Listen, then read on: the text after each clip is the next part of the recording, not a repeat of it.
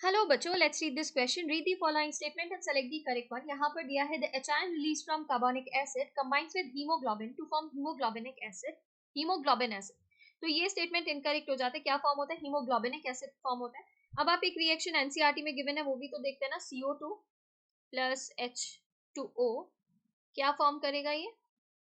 ये फॉर्म करता है कार्बोनिक एसिड के प्रेजेंस में.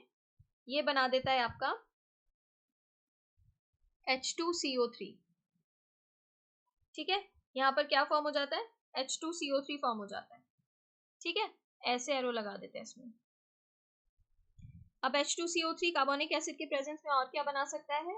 H आयन और HCO3 नेगेटिव. ठीक है, ये फॉर्म कर सकता है.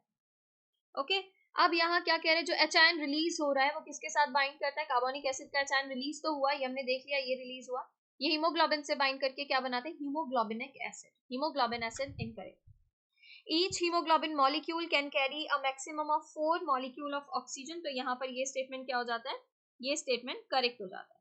अब जब आप हीमोग्लोबिन को देखते हैं तो इसके पास 4 प्रोटीन चेन्स हैं, 2 alpha and 2 beta. Alpha 2 beta 2 लिख देते हैं. देखो, beta, beta 1 beta 2, alpha 1 alpha 2. अब हर एक चेन में आप क्या देखते हैं? हीम ग्रुप देखते हैं इससे अटैच.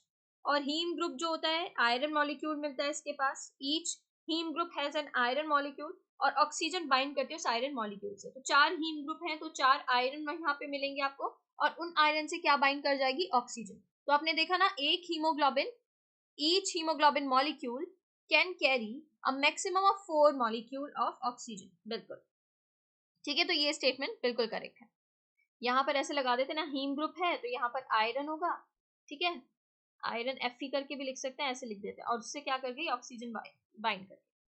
तो यहाँ पर 4 मॉलिक्यूल ऑफ ऑक्सीजन के साथ क्या कर सकता है? बाइंड कर सकता है, उन्हें कैरी कर सकता है.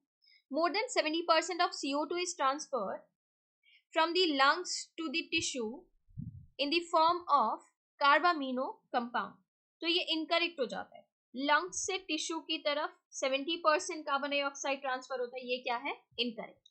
ठीक है, कार्बन डाइऑक्साइड बन कहाँ रहा है?